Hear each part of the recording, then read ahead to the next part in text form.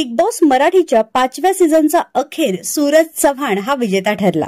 Team बी ने सूरजला पहिल्या दिवसापासून भक्कम साथ दिली आणि या सगळ्या सदस्यांनी दिलेल्या पाठिंब्यामुळे तसेच प्रेक्षकांच्या प्रेमामुळे आज त्याला बिग बॉसची ट्रॉफी जिंकता आली।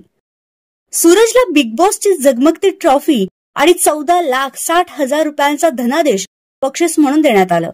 तसेच त्याला एक गाडी व 10 लाख रुपये पीएनजी ज्वेलर्स तर्फे दागिने खरेदीसाठी मिळाले। याचबरोबर केदार शिंदे यांच्याकडून एक चित्रपट सूरजला ऑफर करण्यात आला। या चित्रपटात तो हिरो म्हणून झळकणार आहे। अलीकडेच एका मुलाखतीत सूरजला जिंकलेल्या धनराशीचं काय करणार असा प्रश्न विचारण्यात आला।